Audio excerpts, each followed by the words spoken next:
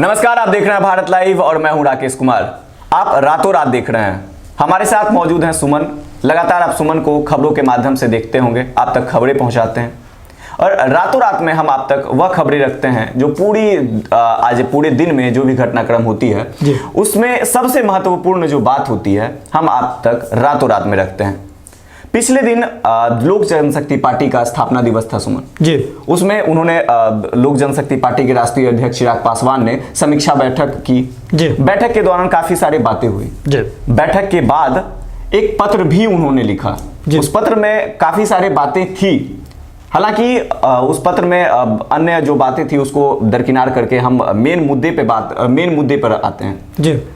उन्होंने उस पत्र में इस बार जो बिहार विधानसभा चुनाव में उनको 24 लाख के करीब वोट मिले थे और भी आंकड़े कुछ उन्होंने पत्र में दिया था और समीक्षा बैठक के दौरान उनकी बातों से साफ झलक रहा था कि उनका कहना यह था कि फिर से एक बार बिहार विधानसभा चुनाव हो सकता है जी। बिल्कुल। लेकिन अब जो है चिराग पासवान जो पहले एनडीए में थे और जब चिराग पासवान एनडीए में थे उनको सीटों के लेकर नोकझोंक चल रही थी। उसके बाद चिराग पासवान जब उनको जो सम्मानजनक सीटें नहीं मिली तो बाहर निकल गए। लोक जनशक्ति पार्टी के जो आला कमान है उनको वह नहीं भाया सीट, तो वो बाहर निकले और 135 सीटों पर अपने प्रत्याशी खड़ा किए और चुनाव लड़े। लेकिन इसके बाद अभी जो बातें सामने आ रही है, जो पूरी घटनाक्रम हो रही है, इसमें से साफ झलक रहा है कि कहीं ना कहीं चिराग पासवान अब बीजेपी से बदला लेने के मूड में दिख रही है जी। और हमने इस पैकेज करने से पहले हमने आपसे बात किया जी। और आप कुछ बातें मेरे सामने रखे जी। काफी मेरे को लगा कि नहीं, ये जो है हमारे व्यूअर्स तक जाना काफी इंपॉर्टेंट हो जाता है, काफी महत्वपूर्ण हो जाता है जी। सुमन ने कई आंकड़े इकट्ठे किए हैं और बड़ी बात है, हम सुमन से जानेंगे क्या कुछ यह इनके पास है और चिराग पासवान का जो भी अभी चिराग पासवान से रिलेटेड बातें हो रही है जी। बीजेपी पर क्या उनका हमला देखने को मिल सकता है आगे। सुमन। बिल्कुल बिल्कुल। सीधे तौर पर तो सबसे पहले तो हमारे दर्शकों का तो हमारा जो नमस्कार है और सीधे तौर पर चलते हैं, हम खबरें को ओर चलते हैं। अब चिराग पासवान जो है बिहार विधानसभा चुनाव में जो कुछ भी स्थिति बनी वो हमारे दर्शक लगातार इस पर नजर बनाए हुए थे, भारत लाइव की टीम भी लगातार नजर बनाए हुए थे। बिहार विधानसभा चुनाव संपन्न हो गया, इसके बाद से आपने देखा किस तरह से जो स्थिति बनी। राज्यसभा चुनाव जो आने वाला है, ऐसे में रामविलास पासवान के मरणोपरांत ये जो सीट जो है राज्यसभा का ये अभी जो वैकेंट हुआ था यानी कि खाली हुआ था, सबको लग रहा था कि इस बार उनकी पत्नी जो है रामविलास पासवान की पत्नी रीना पासवान को इस बार भाजपा जो है यानी कि एनडीए गठबंधन की हम बात कर रहे हैं, वो अपने कोटे से राज्यसभा भेजने की तैयारी करेगी। इस बात को लेकर चिराग पासवान भी आश्वस्त थे। आश्वस्त होने के पीछे एक और वजह थी, 2019 का वो देख लीजिए। 2019 का जो अगर बोलते हैं ना जैसे पावर ऑफ अटॉर्नी साइन होता है, वो सारी चीजें होती है। 2019 का जो समीकरण बना, जो 2024 तक की जिसकी वैलिडिटी है, आप सही समझ रहे हैं, केंद्रीय समीकरण की बात कर रहे हैं।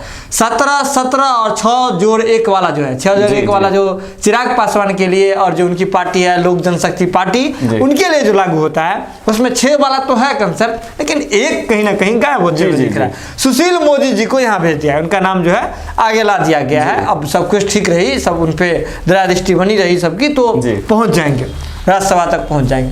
लेकिन पेच कहां फंस सकता है, तो हम इसकी भी चर्चा हमने भारत लाइव के पिछले एपिसोड्स में हमने की है।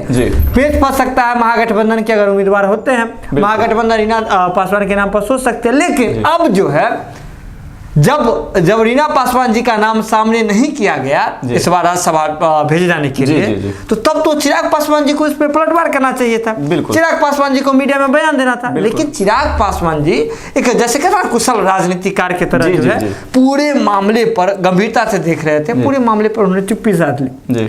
और चुप्पी साधने के साथ ही कल जो है उनके पार्टी का अगर बात करें तो स्थापना दिवस था।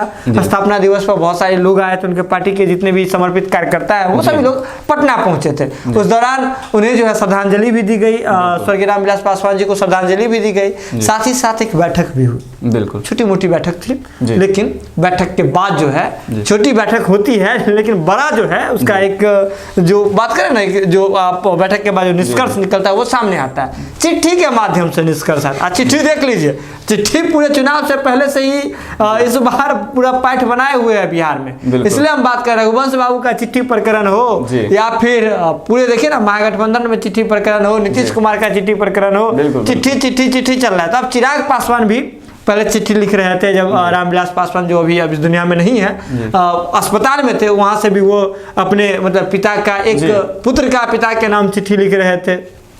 चिट्ठी आज से ही नहीं चल रहा है, इंदिरा गांधी भी लिखा करती थी चिट्ठी। बिल्कुल। चलिए अब अभी के समय की बात कर लेते हैं। चिट्ठी उन्होंने जारी की, चिट्ठी के माध्यम से, पत्र के माध्यम से चिराग पासवान ने स्पष्ट किया बहुत सारी चीजें। समीक्षा बैठक की तरह था और एक बेहद जो है शब्दों का जो एक सार्थक चयन होता है, शब्दों को बहुत अच्छे से चुग चुग करके उन्होंने जो है इस चिट्ठी में सजाया है उन्होंने, और बहुत सारी बातें लिखी चिट्ठी में। चिट्ठी आपने पढ़ी ही होगी, बात लाइव की टीम आप तक पहुंचाई थी चिट्ठी। चिट्ठी में बहुत सारी बातें की गई है, लेकिन कुछ खास बात है जिसके लेकर के चिराग पासवान ने कहा है कि 2015 के बिहार विधानसभा चुनाव को याद कर लीजिए। हम लोग गठबंधन के साथ लड़े थे, उस दौरान हमें 2 सीटें मिली थी। जी, इसके बाद उन्होंने कहा कि अब जो है इस बार 2020 के विधानसभा चुनाव के दौरान हमारे पास 2 जो है विकल्प मौजूद थे। जी। या तो हम 15 सीटों पर जाके चुनाव जी, जबकि एनडीए से ऑफर मिला हुआ था 15 सीटों का। जी, एनडीए से ही कह रहे हैं कि एनडीए खेमा जो है हमें 15 सीट मात्र देने के लिए तैयार थी। और लेकिन चिराग पासवान हमलावर कहाँ थे? नीतीश कुमार पर। इस बात पर अड़े हुए थे कि नीतीश कुमार अगर मुख्यमंत्री का चेहरा होते हैं तो वो चुनाव नहीं लड़ेंगे।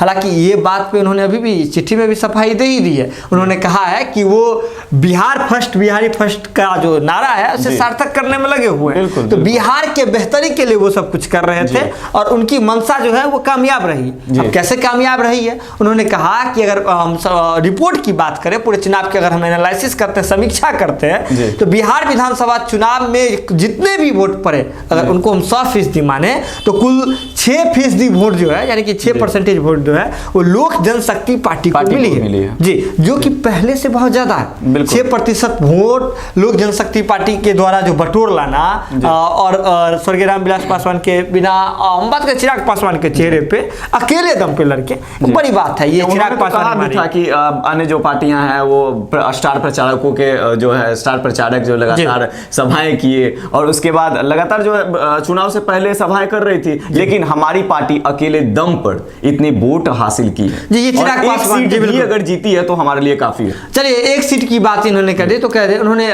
पत्र में आगे लिखा था कि जो एक सीट जो है हम बात कर रहे थे, जो एक सीट वाली ये बात, क्योंकि पहले 2015 में 2 थे, उन्होंने कहा कि एक तो कटौती हुई है। जी। एक हम थोड़ा नीचे गए हैं, एक पैदा नीचे गए हैं, लेकिन कहीं ना कहीं उन्होंने इस बात पे जोर डाला कि जब शेर को हमला करना रहता है तो वो 2 कदम पीछे चलता है। उन्होंने कहा कि इसी तरह की हमारी रणनीति है, क्योंकि हमारे पार्टी को अगर आंकड़े के हिसाब से बात करें तो 24 लाख जो है वोट हमारे पार्टी को मिला है। और कहीं ना कहीं आप देखिए बीजेपी से जो हम कह रहे थे बदला लेने की बात, ये सिंपल समझिए ना, 15 सीट की बात कही उन्होंने, 15 सीट पे बात कर रहे थे। अब इस दौरान जो है जब राज्यसभा के लिए जब नाम हो रहा है, जब सब कुछ प्रस्तावित की जा रही है, उस दौरान उन्हें इस बात पर चर्चा करनी चाहिए। तो वो बयान क्या दे रहे हैं, मीडिया जगत में ही उन्होंने बयान दिया चिराग पासवान ने। उन्होंने कहा कि सुशील, ये जो सीट है राज्यसभा का, ये भाजपा कोटे से, इसके लिए भाजपा स्वतंत्र है कि किन्हें बताए? क्या लगता है आपको, इतना आसान है क्या? रीना पासवान जी का इतना नाम चल रहा था, इस बात को लेकर चिराग पासवान आश्वस्त थे, जितने दर्शक है वो आश्वस्त थे कि कहीं ना कहीं रीना पासवान जी का नाम ही होगा, क्योंकि वैकेंट सीट जो है लोजपा के कोटे से। बिल्कुल। और क्या लगता है आपको, चिराग पासवान इतनी आसानी से मान जाने वाले हैं? लेकिन उन्होंने इस पर बात नहीं की। बात किस पे की? उन्होंने इस बात पे दावा कर दिया कि 2025 तक जो है ये जो सरकार बनी है वो नहीं चलेगी। अब कैसे नहीं चलेगी? उन्होंने कहा है, इस पत्र में ही कहा है कि जितने भी उनके जो कार्यकर्ता हैं, उन्होंने कहा है कि हमारा जो विजन है, कौन सा, फर्स्ट बिहार, बिहारी फर्स्ट वाला जो है वो विजन है, उसको लेकर के जो है आप लोग आगे बढ़ना है हम लोगों को, ये हमारा मूल मंत्र है। और 2025 से पहले बिहार विधानसभा चुनाव होगा, इसके लिए आप जो है पूरी तैयारी कर दीजिए। यानी कि समझिए ना, अभी राज्यसभा का चुनाव होना है, इसके बाद मंत्रिमंडल का विस्तार होना है, इन सारी बातों में नहीं दिलचस्पी है। अब सीधा दिलचस्पी कहाँ है? जो अगर बात करें शेर अगर एक कदम पीछे गया है तो बड़ा हमला करने का है उसी सिंहासन पे जहां से वो नीतीश कुमार को नहीं चाहते थे कि नीतीश कुमार इस बार बिहार के मुख्यमंत्री बने। तो चिराग पासवान 2 कदम पीछे हट करके सीधे कह रहे हैं कि अब जो है हमें बदला लेने की तैयारी करनी है। बदला किन किन बातों का? बिल्कुल, बदला किन किन बातों का? तो बदला ये रीना पासवान जी का नाम प्रस्तावित नहीं करना, इसके बाद 15 सीटें ही मात्र ऑफर करना। और इस वजह से जो है अगर बात करें जो रणनीति रही, भाजपा को तो एक बात मानेगा ना आपकी मास्टरमाइंड वाली रणनीति रही, ये बात आश्वस्त करते रहे चिराग पासवान, जिस तरह से करते रहे ये सारी चीजें स्पष्ट करते रहे। लगातार बीजेपी की चुप्पी साधी हुई थी। जी हम इस पर एक बार चलिए ना फिर से चलते हैं। जैसे चिराग पासवान लगातार इस बात पे कह रहे थे कि जैसे ही जितने भी हम सीट जीत करके आते हैं, जितने भी हमारे विधायक बनते हैं, 10 नवंबर को जाकर के हम भाजपा के चरणों में समर्पित कर देंगे और लोजपा भाजपा की गठबंधन की सरकार बनेगी। और नरेंद्र मोदी जब सासाराम आते हैं, वहां भाषण करते हैं, उस दौरान नीतीश कुमार के साथ मन साझा करते हैं और एक बार भी चिराग पासवान के खिलाफ नहीं बोलते, रामविलास पासवान के। इससे क्या इशारा माना जाएगा? कहीं ना कहीं आश्वासन तो मिल रहा था चिराग पासवान को, और अब जाकर के वो आश्वासन तो पहले तो जैसे जनाधार मिला उसी वक्त टूटा, नीतीश कुमार फिर भी मुख्यमंत्री हो गए, इसके बावजूद उनका तो वहां से नाराज चल रहे थे चिराग पासवान, वहां से आहत हुए थे। इसके बाद अगर बात करें एक जो मुख्य वजह था जहां जिसको लेके ये समझ रहे कि ये श्योर शॉट है, ये वार खाली नहीं जाएगा, रीना पासवान वाली हम बात कर रहे हैं, राज्यसभा में भेजे जाने की बात कर रहे हैं, वहां भी तो खाली हाथ लगा। बिल्कुल, तो कहीं ना कहीं चिराग पासवान अभी से डैमेज मान रहे हैं, बड़ा डैमेज मान रहे हैं, और पार्टी के कार्यकर्ताओं को चाह रहे हैं कि जो हतोत्साहित नहीं हो हमारे पार्टी के कार्यकर्ता, उनमें उत्साह जो है भरपूर भरा जाए। और ये सारी बातें वो आंकड़े के आधार पे कह रहे हैं कि 24 लाख वोट जो है इस बार हमें बिहार विधानसभा चुनाव के दौरान मिले। कुल वोट जितने मिले हैं बिहार विधानसभा चुनाव के दौरान, कुल जितने मतदान पड़े हैं उसका 6% जो वोट है वो हमारी पार्टी को मिला है। तो अब उन्होंने कह दिया है कि जितने भी कार्यकर्ता हैं आप सभी तैयारी कीजिए, क्योंकि 2025 से पहले बिहार विधानसभा चुनाव फिर से होगा और उसमें लोजपा को अच्छा प्रदर्शन करना है। यानी कि बिना नाम लिए चिराग पासवान ने कह दिया है कि हमें अब जो है बदला लेना है। और एक जो अगर बात करें एक स्टेप पीछे जाने वाली बात, तो सीधे मान के चलिए चिराग पासवान ने इशारा किया है कि ये जब शेर हमला करता है तो एक कदम पीछे चलता है। आपको लग रहा होगा हम बातें चढ़ा पढ़ा के बोल रहे हैं, लेकिन नहीं, ऐसी कोई बात नहीं है। अब समझिए ना, लोजपा की जगह पे खुद को रख करके देखिए वहाँ क्या स्थिति बनी, भाजपा ने किस तरह से क्या कुछ हुआ, और चुनाव से पहले किस तरह से ये तो चिराग पासवान तो लगातार भाजपा के लिए समर्पित नजर आ रहे थे। वो जब गठबंधन में नहीं थे उसके बावजूद कह रहे थे हम इंडिपेंडेंट होकर के लड़ेंगे, फ्रेंडली फाइट टाइप की हम बात ये हाँ फ्रेंडली फाइट वाली बात। चिराग पासवान ने भी इन बातों का जिक्र किया। फ्रेंडली फाइट के बारे में उन्होंने कहा कि हमारे पास 2 विकल्प थे, या तो हम गठबंधन में रह करके 15 सीटों पर जाके चुनाव लड़े या फिर फ्रेंडली फाइट करें। तो उन्होंने कहा हम तो फ्रेंडली फाइट करने का जो है हमने रास्ता अपनाया, ताकि हमारे पार्टी का जो जनाधार है वो हमें पता चले, क्योंकि भविष्य में जी बिल्कुल परिणाम उस तरह के नहीं दिखे, लेकिन उसके बावजूद जो है 24 लाख वोट है जी बिल्कुल वोट आना उनके लिए कहीं ना कहीं सम्मानजनक ही देखा जा रहा है। साथ ही उन्होंने अपने पत्र में लिखा भी है कि हमारे जो भी युवा साथी हैं उन जो कहीं ना कहीं फायदेमंद रहा, 135 सीटों पर उन्हें चुनाव लड़ी, 24 लाख वोटें मिली, और पूरा जो विधानसभा चुनाव बिहार विधानसभा चुनाव में जितने वोट हुई है उसका 6% एलजेपी को वोट मिला। अब देखिए ना, हम चुनाव से पहले भी लगातार आपको कह रहे थे, चुनाव के दौरान भी कह रहे थे कि ये चुनाव इसलिए बेहद अहम है क्योंकि 2 युवा जो राजनीतिकार बोले बिहार के, तेजस्वी यादव और चिराग पासवान, इन दोनों के लिए अपने पिता की छवि को हटा करके स्वयं को राजनीति में स्थापित करने के लिए मौका है। और कहीं ना कहीं चिराग पासवान ये बात कह रहे हैं कि अगर हम 24 लाख वोट ले आते हैं, 6% वोट ले आते हैं, तो कहीं ना कहीं मानिए कि हम अपने अगर प्राइमरी सेक्शन में कहें तो उसमें हम पास हो गए हैं। अब जो है हमें आगे की देखनी है, उसको लेकर के आप रणनीति तैयार कीजिए। ये बात चिराग पासवान जी का मानना है, और अभी से वो लग गए हैं कि आने वाले बिहार विधानसभा चुनाव की तैयारी में अभी से लग गए। तो ये ऐसे ही जो है खबरों का सिलसिला यहाँ लगातार जारी रहता है। आपको कैसा लगता है हमारा कार्यक्रम, कमेंट बॉक्स में आकर लगातार आप बता ही रहे हैं, ऐसे ही बताते रहिए। आप जो भी शब्द लिख रहे हैं उससे हमारा मन आनंदित होता है, और ऐसे ही जो है दुआ बरकरार रखिए। हाँ मगर रुकिए थोड़ा, अगर बात कर ले, एक बहुत ज़रूरी बात है कि एक यूपीआई नंबर जो है लगातार सर्कुलेट हो रहा होगा।